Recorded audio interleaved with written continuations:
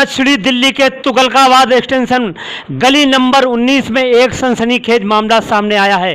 पड़ोस में रहने वाला व्यक्ति जबरन दुकान में घुसकर दुकानदार से गाली गलौज और मारपीट की। दुकान में की तोड़फोड़। अजीत पांडे 19 नंबर गली में साइबर कैफे की दुकान चलाते हैं। उन्होंने गोविंदपुरी थाने में शिकायत की। वहीं पुलिस ने आरोपी को किया गिरफ्तार। देखिए हमारे संवाददाता यासीन कुरैशी की खास रिपोर्ट। नाम बताएं। ठीक है जी, मेरा नाम है जी अजीत पांडे।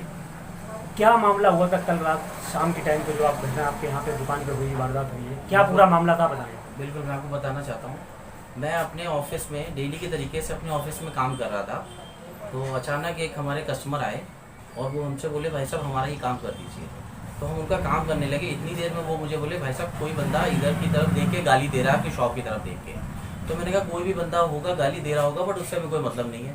मैं लगभग 10 मिनट तक जब मैंने उनका काम फिनिश किया, जब वो बाहर निकले वो फिर मुझे बोले भाई साहब अभी भी वो आपकी शॉप की तरफ देख के गाली दे रहा है। तो इतनी देर में मैंने अपने एक कलीग को बोला, मैंने कहा भाई जरा देखना वो किसको गाली दे रहा है। तो मेरे कलीग ने बोला कोई बात नहीं, दे रहा होगा किसी को दे रहा होगा, उससे क्या लेना देना है। बट मेरे को इतनी देर में रहा नहीं गया, तो मैं बाहर गया। मैंने बाहर जाके ये चेक किया तो वो मतलब मेरी शॉप की तरफ उंगली करके वो गाली दे रहा था। तो मैंने चाहा उसकी तरफ क्या नाम था उसका, आप नाम जानते हो उसका? उसका नाम है गुरबीत। तो कहाँ रहता वो? जी वो हमारे ये बगल में ही एक बिल्डिंग है, इसी में ये फर्स्ट फ्लोर पे क्या रहता है। नंबर गली है ये? तुगलकाबाद एक्सटेंशन की है, 19 नंबर गली है ये जी।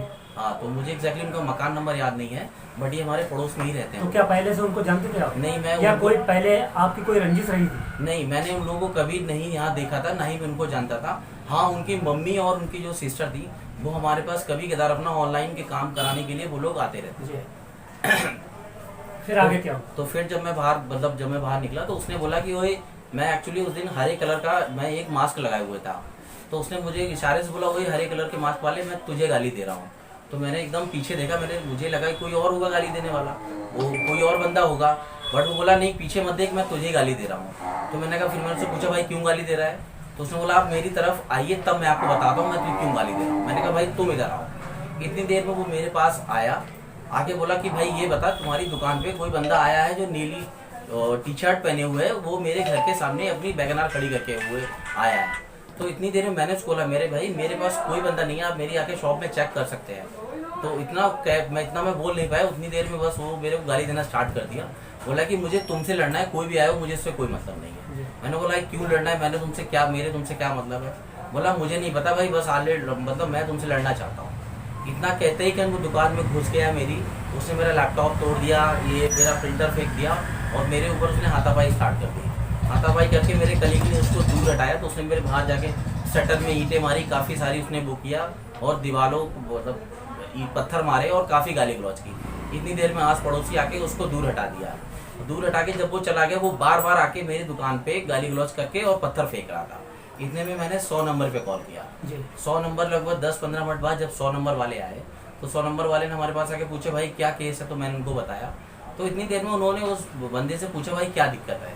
तो उन्होंने पुलिस वाले के साथ भी गाली गलौज किया। आपका थाना कौन सा लगता है? जी हमारा थाना लगता है गोविंदपुरी। जी फिर क्या आगे? तो उतनी देर में जब 2 पुलिस वाले आए तो उन पुलिस वालों ने जब उससे बात किया तो उन्होंने उस पुलिस वाले के साथ ही बदतमीजी की और गाली गलौज किया। तो गाली गलौज करते हुए वो फिर वापस मेरे पास आया, उसने फिर मेरे पास आके हाथापाई की। तो पुलिस वालों ने मुझे बोला कि भाई आप थोड़ा दूर हो जाओ, मैं इससे बात करता हूँ। इतना बात करते करते उन्होंने फिर उसने पुलिस वाले पे हमला कर दिया और उसके बिल्ला यहाँ से उखाड़ दिया और उसका जो नेम प्लेट थी उसको तोड़ दिया। इतनी देर में पुलिस वालों ने 4 बंदों को और फ़ोन किया। 4 बंदे और आए, उन्होंने उसको समझाने की कोशिश की, बट वो बंदा नहीं समझा। तो इतने में फिर उनसे उन लोगों की हाथापाई होने लगी।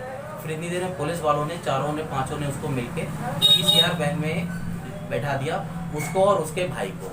और वो दोनों लोग उनको फिर वहाँ से हमारे यहाँ पे जो पुलिस जो चौकी का जो नाका लगता है यहाँ पे तुगलकाबाद एक्सटेंशन में, वहाँ ले गए हम। हाँ, मध्य मार्ग की जो यहाँ पे पीठ है वहाँ ले गए। फिर हम 2-4 दोस्त लोग वहाँ पहुँचे। पुलिस वालों ने पूरा प्रकरण वहाँ सुना हमसे, जो उनके और अधिकारी थे। फिर वो लोग उसको मेडिकल कराने के लिए वो लोग उसको एम्स ले गए और मुझे बोला भाई साहब आप भी आ जाइए गोविंदपुरी थाने। फिर मैं गोविंदपुरी थाने गया, वहाँ पे उन्होंने हमारा बयान लिया। और मैं आपको एक बात इसमें और बताना चाहता हूँ कि जब मेरे से हाथापाई होने के बाद जब वो बंदा अपने घर पे जा रहा था तो उसी के ऊपर एक लेडी रहती किराए पे।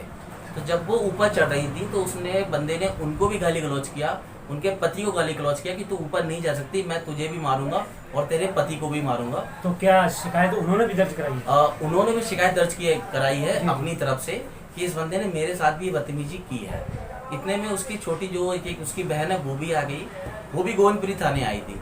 तो उसने शिकायत तो दर्ज नहीं कराई, बट उसने भी अपना बयान दिया है कि भाई ने पहले मुझे धक्का दिया, मैं जीने से जब नीचे गिरी आके तो उसकी बहन की और भाई की कुछ कहासुनी हो रही थी। उतनी देर में फिर वो अचानक बहन से न लड़के वो मेरी शॉप की तरफ आके गाली देने लगा, और उसने बस ये जो मैंने आपको सारा प्रकरण बताया ये इस तरीके तो से। क्या आप गोविंदपुरी थाने की पुलिस से संतुष्ट हैं कार्रवाई से?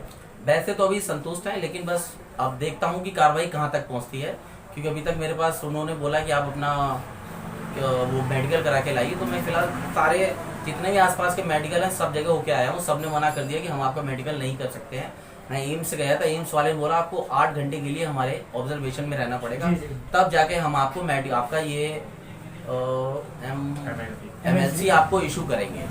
तो मेरे को अभी तक किसी ने MLC दी नहीं, बट पुलिस वालों ने बोला आप अपना MLC करा के लाइए। बट अभी तक मैंने उनको MLC नहीं दे पाई, क्योंकि मैं सारी जगह बात कर लिया हूँ, किसी ने भी मुझे MLC देने के लिए मना कर दिया है। मैं एम्स गया, ट्रॉमा सेंटर गया, सफदरजंग गया, मदन मोहन मालवीय गया और आपके मजीदिया भी हॉस्पिटल गया, तो किसी ने मुझे फिलहाल ये रिपोर्ट नहीं दी है।